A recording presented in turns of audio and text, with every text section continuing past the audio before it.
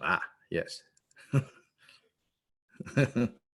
Thank you, Judy, for reminding me the microphone is not on. Good morning, everybody.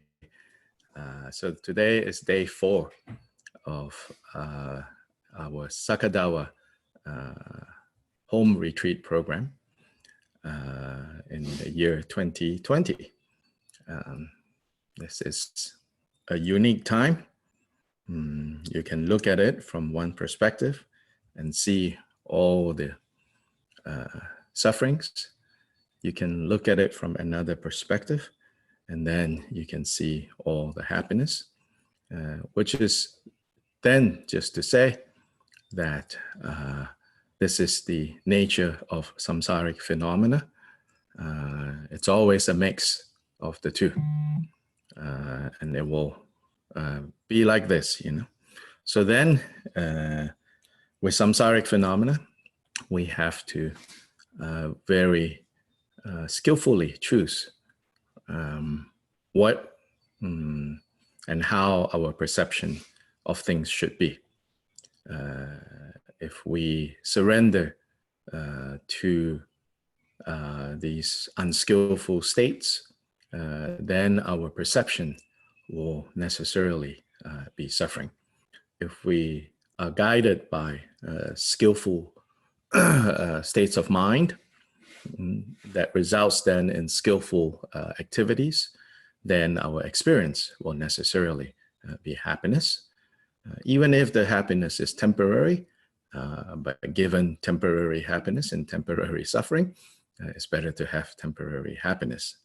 But in progressing along in this way, when we then begin to also work on purifying the heart, then we have a chance at jailbreaking samsara.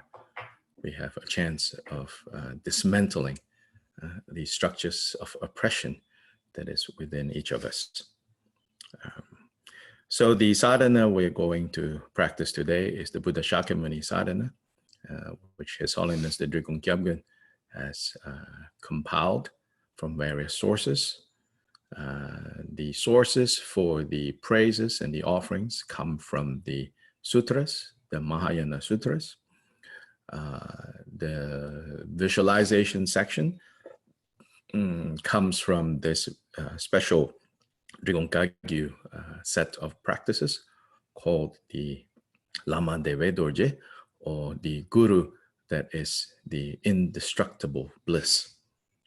And so the Shakyamuni visualization comes from there. And then the completion stage practice is the practice of using awareness of the in and out breath from the earliest layer of the Buddha's teachings.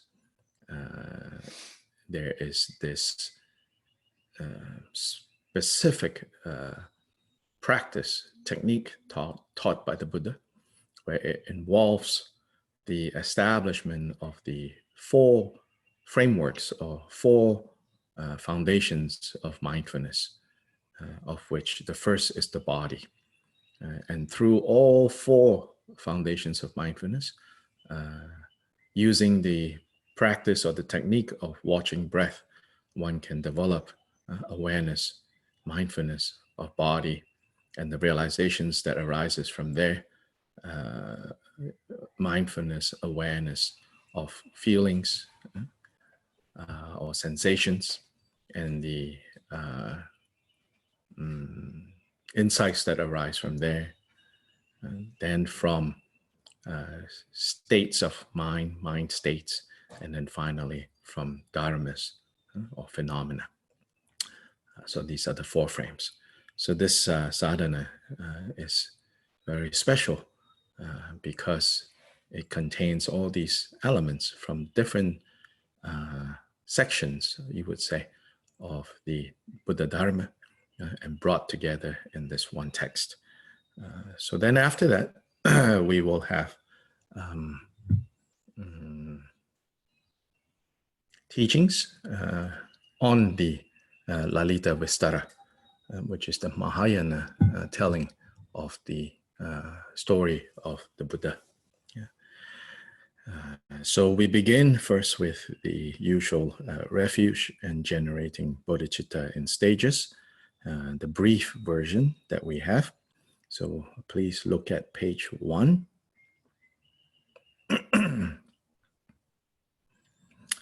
For today, let us all say this in English.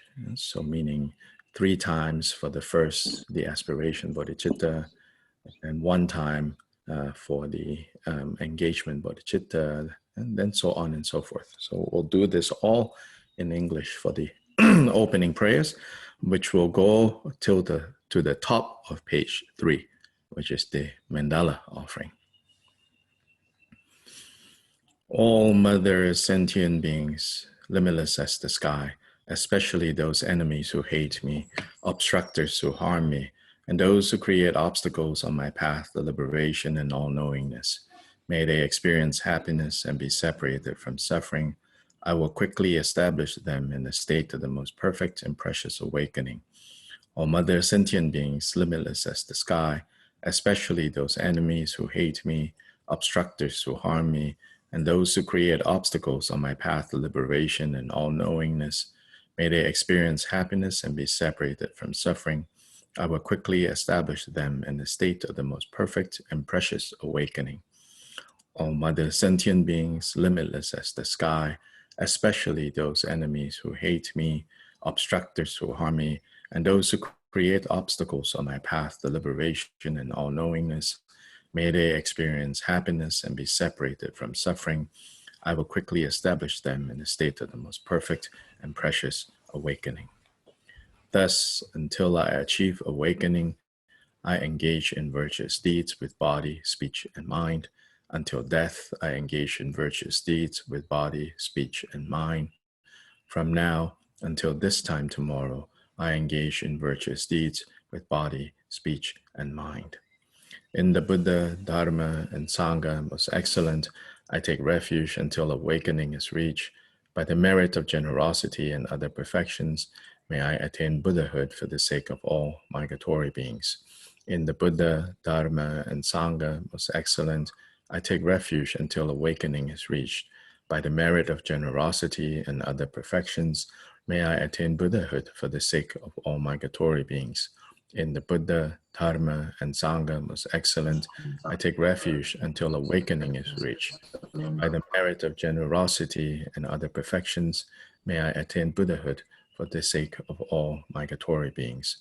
May all mother sentient beings, boundless as the, limitless as the sky, have happiness and the causes of happiness. May they be liberated from suffering and the causes of suffering.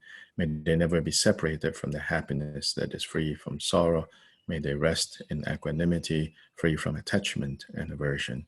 May all mother sentient beings, limitless as the sky, have happiness and the causes of happiness. May they be liberated from suffering and the causes of suffering.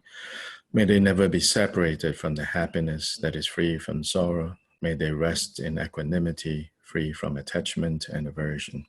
May all mother sentient beings, limitless as the sky, have happiness and the causes of happiness. May they be liberated from suffering and the causes of suffering. May they never be separated from the happiness that is free from sorrow. May they rest in equanimity, free from attachment and aversion. May all mother sentient beings, limitless as the sky, have happiness and the causes of happiness. May they be liberated from suffering and the causes of suffering. May they never be separated from the happiness that is free from sorrow. May they rest in equanimity, free from attachment and aversion. This ground sprinkled with scented waters and strewn with flowers, adorned with the supreme mountain, fall continent, sun, and moon, I hold in mind as a Buddha land and offer it. May all migratory beings experience such a pure land.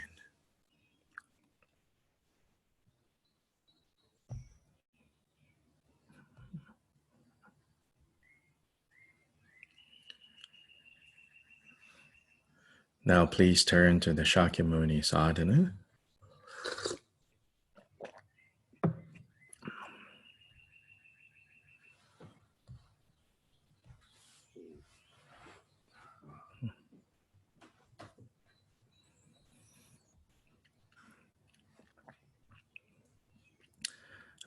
So these two together we will do in English all together.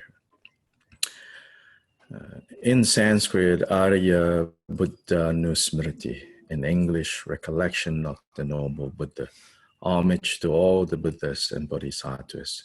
In this way, the Bhagavan Buddha is the Tathagata, the full destroyer, the perfect and complete Buddha, the one who possesses awareness and the grounds, the Sugata, the knower of the world, the turner of the wheel that tames beings, the unsurpassable one, the teacher of gods and men, the Buddha, the Bhagavan. Such Tathagatas are concordant with meritorious causes, their roots of virtues not wasted, and are wearing the beauty of patience.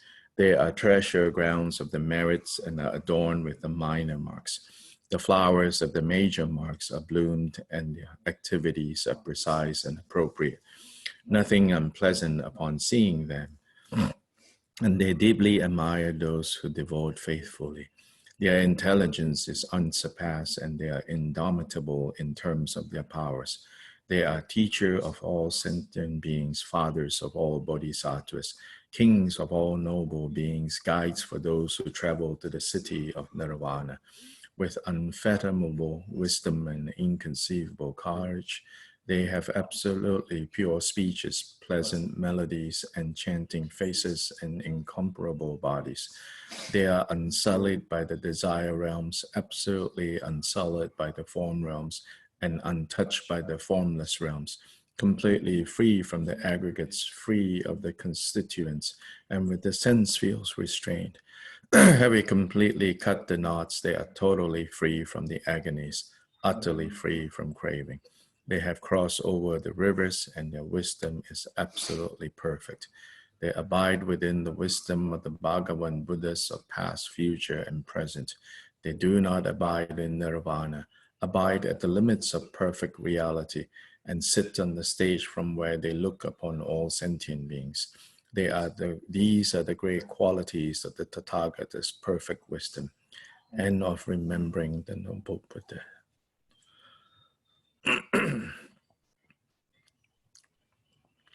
In Sanskrit, Dharma Anusmriti, in English, recollection of the Dharma, homage to all the Buddhas and Bodhisattvas.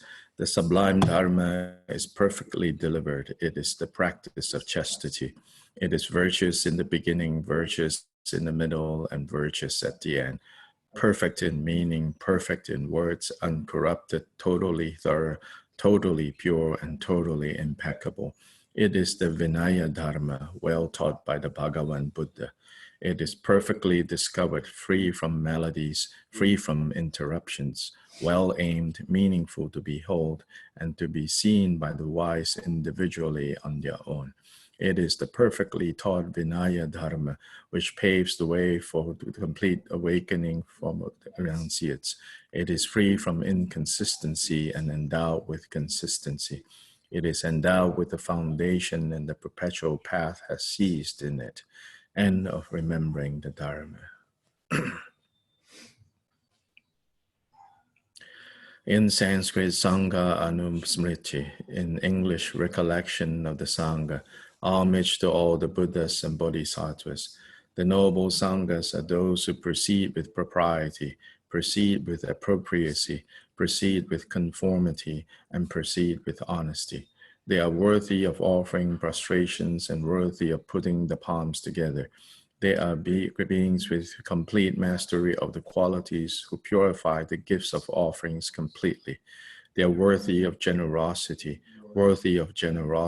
by all, and of remembering the Sangha. The qualities of Buddha are inconceivable. The sublime Dharma is likewise inconceivable. The noble Sangha is inconceivable. When one has faith in the inconceivable, its ripening is also inconceivable. May I be born in the land of complete purity.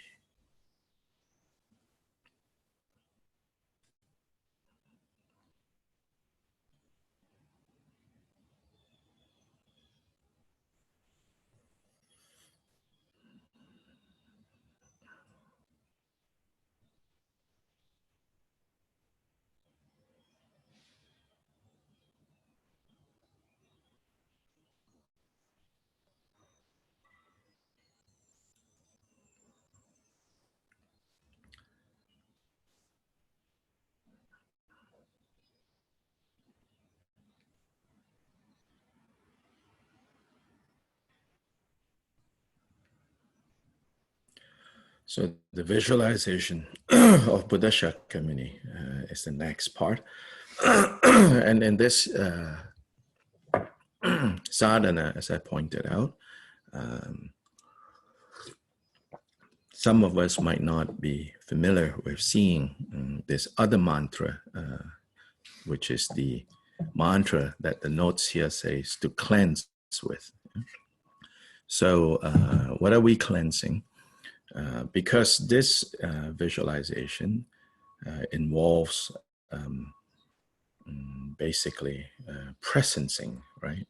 To bring into our presence, to call into our presence. So presencing Buddha Shakyamuni and the retinue in front of us. So in front of us is a matter of expression, matter of speech. It doesn't have to be literally in front of us. In front of us can also mean, like, say, on the shrine.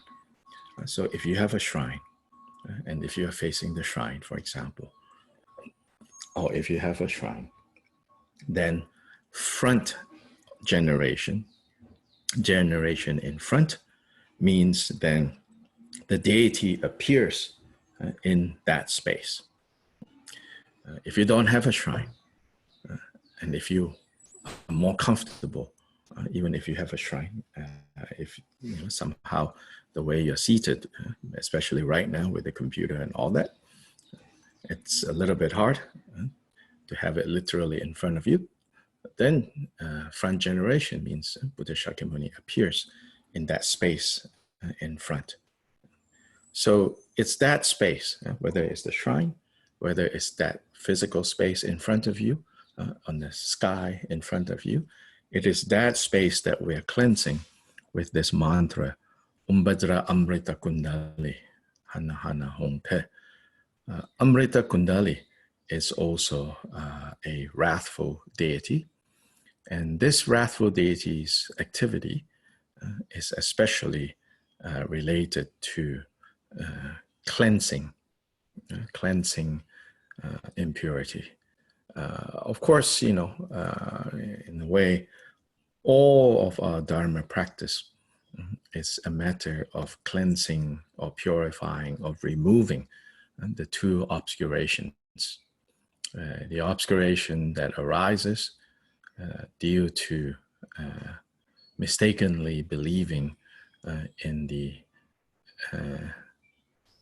in persons having essence or intrinsic essence, and the obscuration that arises from believing that phenomena, that things, that experiences have some kind of essential core to them that remains fixed and unchanging. So these two obscurations, ultimately, the journey to enlightenment, the path to enlightenment, involves purifying these two obscurations. Here, Amrita Kundali, of course, ultimately, we have to understand when we say cleanse, is to cleanse that. But in a more relative terms, in like ritual context, then Amrita Kundali is the wrathful deity that removes any immediate obstacles that prevents the visualization from affecting the presencing of the deity in the space in front or in the space on the shrine. So it's helpful to understand a little bit context and how context would distinguish the more immediate purpose of this or that mantra or this or that recitation. And as well as always remembering like the final point, the bigger point, the bigger context. What is it? So to know the details, to know the specific point, and to be able to see how that specific point fits into a larger point.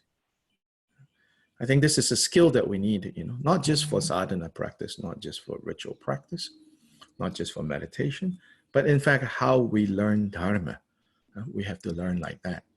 I think so often, I can tell that when people ask questions, I don't want to discourage you from asking, because when you ask, then we have a chance to clarify.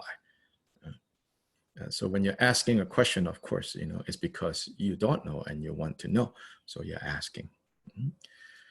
But having said that, I think a lot of times our questions, when we're going to ask, right? First of all, we ask ourselves and see first, right? How does this specific point that has been brought up here, how does it fit in the broader point? Rather than, a point is being brought up, immediately you think of other counterpoints. That's normal. I think somehow that's how we work, A point is brought up, immediately we think of the counterpoints. Actually, that's even better than, a point is brought up and you don't even think about it. That would be worse, right? A point is brought out, a point is being made, and then just like, oh, okay. And you don't even think about it. It doesn't enter your system. And then the next step is that when a point is brought up, instead of immediately your mind going to, oh, but what about this? What about this? What about that? What about that? What about that? Didn't you say this here? Didn't you say that? Good. Now you're beginning to, right, bring into context. But before you jump into the like, but what about this? What about that? See how this point fits into the bigger picture. It's like getting one piece of the puzzle.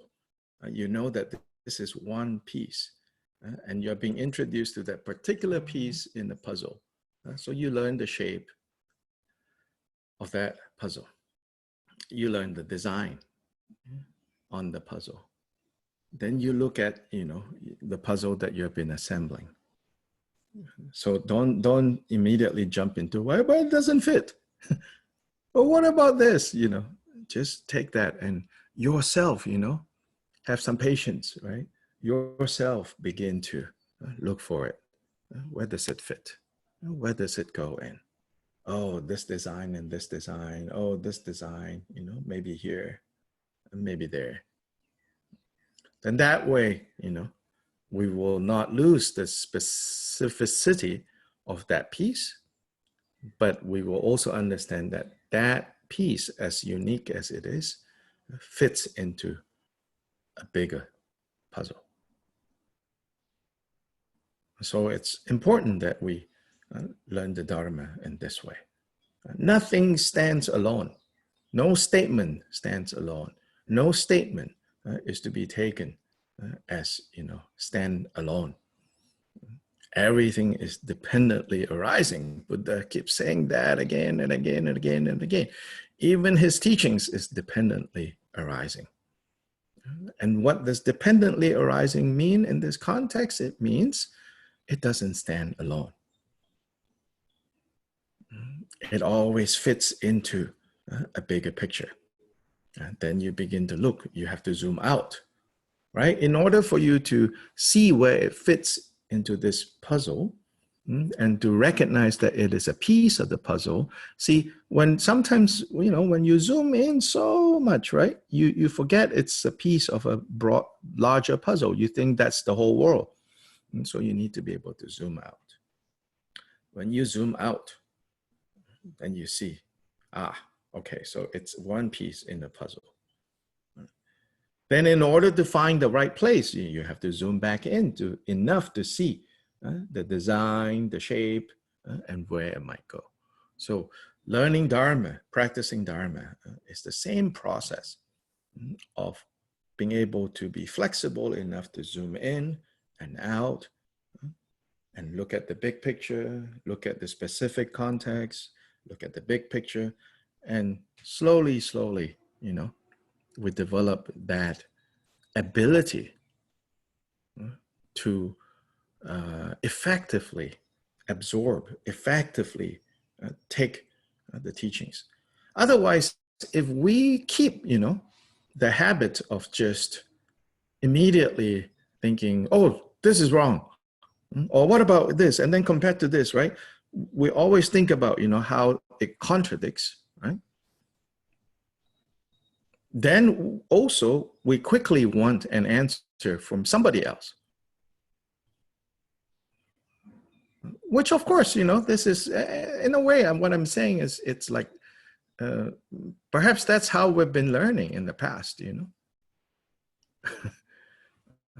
Also, not so useful, Step back, give some time,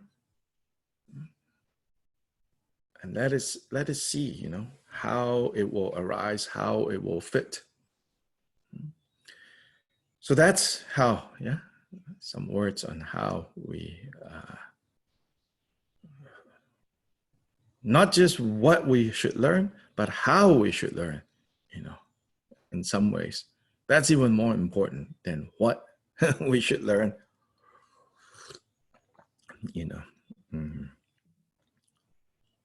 Betraying my liberal arts background, I suppose, More important than the specificity of what you should learn is how you should learn. And that is what is so important for us to develop. Then when we develop the skills of how to learn, how to study the Dharma, then we gain self-confidence, which in the end is what is needed, because it's your mind,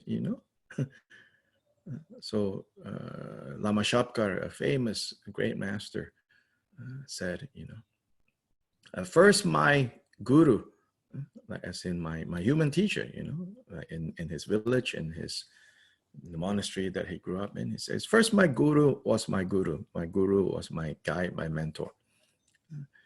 And then later, he says, the text became my guru. So the guru taught him how to read the text, how to read the Dharma text. Quite literally, in those old days, guru taught him ABC, literally how to read, but then also over time, how to read the Dharma, how to absorb the Dharma from where? From the text, right?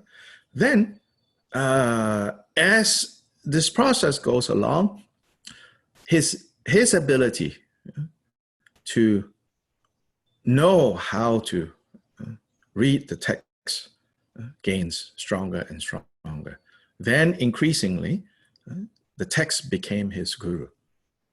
Probably also in the practical sense, his guru probably is too old now, or maybe even passed away. So then he has to now rely on the Buddha's word in the texts. And these days, I think most of us, we start with the texts. But that's okay. That's our situation, what to do. But remember, so text. Then he said, and in the end, my mind is my guru. So that means now he has learned the Dharma enough, and the Dharma has suffused his mind enough that the Dharma is changing his mind. Then now, the main work is to read his own mind and to know what to do. So both how to do, what to do becomes the same topic, which is the mind itself. So again, it is not as if, right, to clarify, it's not as if the process is such that at the beginning, you just, your only guru is the human guru. Then after 7 years, you get a certificate. Now, the text is your guru. Then after 8 years, you get a certified. Now your mind is your own guru. Yeah. I would say at all points of the path, of course, all three serve as guru for you. But, at the beginning, you rely more on someone guiding you, showing you. But the purpose of relying on that person guiding you, showing you the Dharma, teaching you how to understand the text, is so that you develop your own confidence, your own ability to absorb the Dharma. If you become more and more and more reliant on the human guru, maybe you're relating to the guru in the wrong way. The guru is to help you, to point you to gaining confidence in the Dharma, in understanding the text. And then, of course, in the text, if you become more and more bound by the text, more and more like fixated on the text, then again, you're moving in the wrong direction, because the text should be pointing to your mind. The text should be pointing you to the mind. If the texts are going to bind you more and more into words and phrases and pages and chapters, then you're not going in the right direction. So the human guru should point you to the teachings that are preserved in the texts. And the text should point you to the mind, which is fundamentally where all the work needs to be done. So it's important to remember these points as we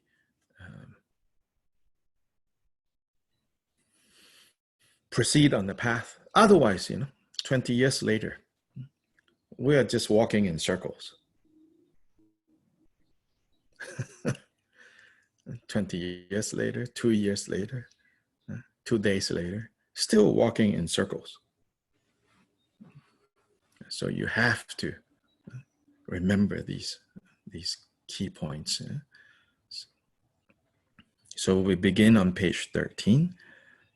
So again, first with the cleansing mantra, then with the purify with. So the purify with is Om Swabhava Shuddha Sarva Dharma Swabhava Shuddhoham. Is to purify with a clear understanding of the nature of all appearances. All appearances is mind. And this mind innately is pure or pristine, meaning empty. And so recognize that all appearances is empty of innate existence, empty of, lack of, empty, sometimes overused. So let's say lack, the lackness of all appearances. Lack of what? Lack of fixity. Lack of what? Lack of inherent entity. Lack of what? Lack of independent existence. So lack of independent existence means interdependent existence, meaning everything, for something to exist, it depends on many causes and conditions coming together. And when those causes and conditions come together, then that thing exists. But since causes and conditions are all constantly changing and momentary, so nothing remains fixed. Nothing remains, important lesson for us, nothing remains fixed means what? We don't need to be stuck. We don't need to be stuck with dukkha. We don't need to be stuck with frustration. We don't need to be stuck with misery, because everything is dynamic. Every moment of our experience is nothing but the embodiment of that particular mind state in that moment. As stubborn as it seems, as impossible as it seems, that impossibility, that stubbornness exists only as a fixation of mind.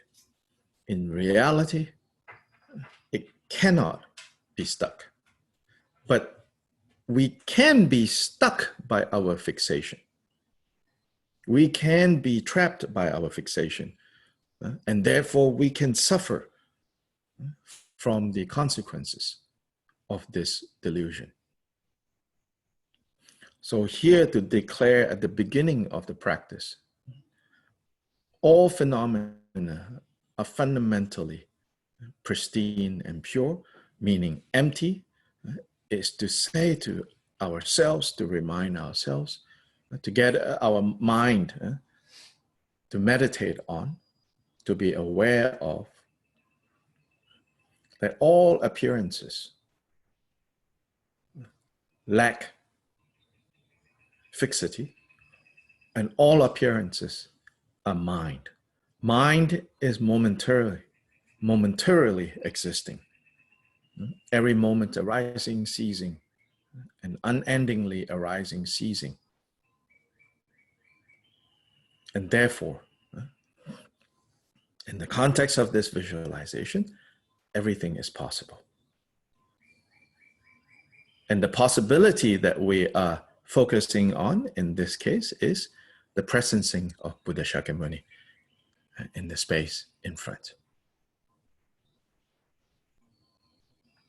Yeah.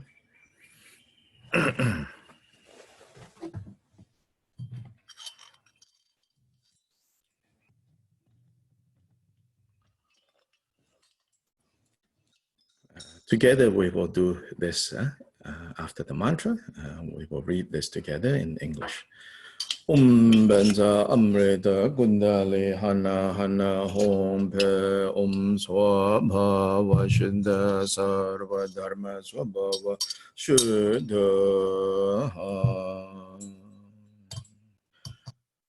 From the state of emptiness arises a wheel of protection. In the center of that is a throne that is held up by powerful men and lions. Upon that, on the seats made of lotus, moon, and sun, is a mum syllable in golden color, which completely transforms into the teacher Shakya Raja, who radiates golden rays like refined gold. He is ornamented with the 32 major marks and the 80 minor marks. His right hand is in the earth-touching gesture, and the left is in the gesture of equipoise. He sits with his two legs in the Vajra posture, wearing the 3 Dharma robes in saffron color like the clouds at sunrise. He is as magnificent as 100,000 suns, and in the pores of his body there are the 2,000 Buddhas of the fortunate eons, who appear clearly, yet are without substance.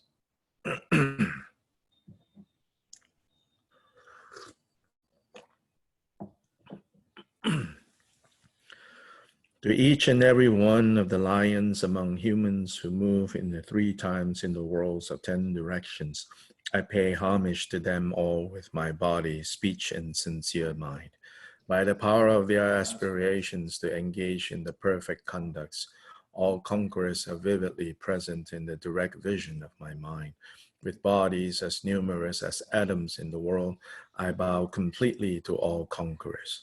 On one atom are Buddhas as numbers as atoms, each amidst a host of bodhisattvas, and visualize that the expanse of all phenomena is completely filled with conquerors in this way. Through an infinite ocean of praise for you, vocalized in an ocean of myriad melodies, I shall tell of the qualities of you conquerors and praise all of you Sugatas.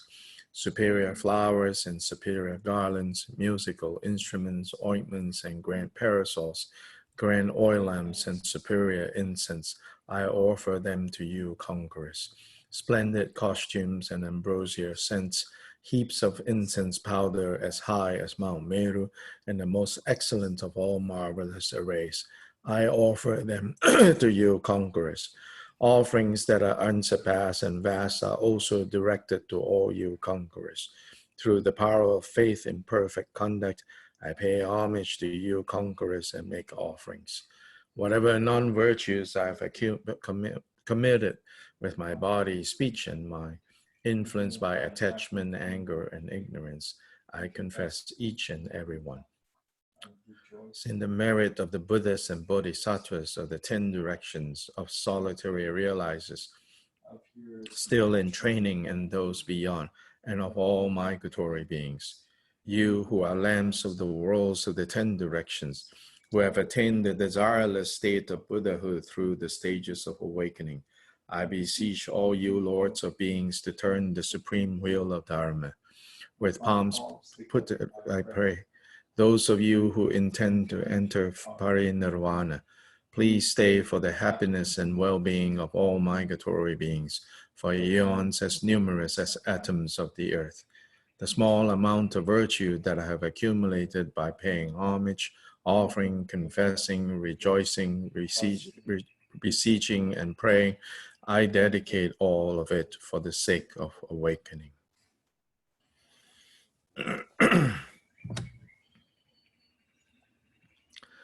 The front generation is Munindra, the Lord of the Dharma. In his heart is a mum syllable of golden colors surrounded by a Muni mantra placed clockwise. From that, rays of light radiate, make offerings to all conquerors and their children. Return and illuminate on all sentient beings in the six realms, thereby freeing them from their sufferings and purifying their karmic obscurations. Then the light rays dissolve into the mantra in the heart of the front generation.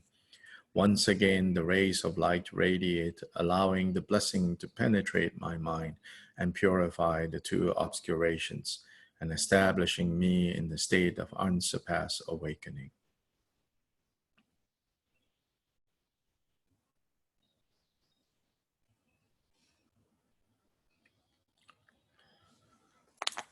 So now again, bring into mind very clearly Buddha Shakyamuni in the space in front of you, in front of us. He's radiating with light, and this light goes everywhere in all directions, radiating and clarifying all the confusions of sentient beings everywhere, freeing them from their afflictive emotions, freeing them from being stuck with their own fixations, including freeing you, freeing me from our fixations, for our confusion about appearances. Not understanding that not realizing that all appearances is but mind. And mind itself cannot be grasped, cannot be fixed, without a beginning, without an end, cannot be found in the past, cannot be found in the future, cannot be found in the present, yet clearly appearing, but lacking in fixity, lacking in essence. Yet the union of clarity and emptiness is the nature of Buddha Shakyamuni. It is also the nature of our own minds, our own hearts. Our very being is also the union of clarity and emptiness.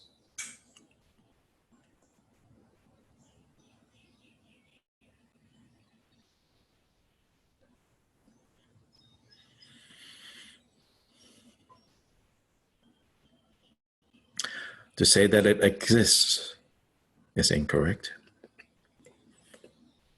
To deny that it exists is also incorrect. Vividly appearing, yet lacking in essence.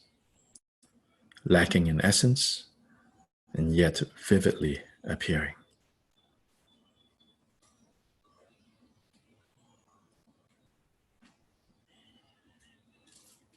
So feel that you are in the presence of Buddha Shakyamuni.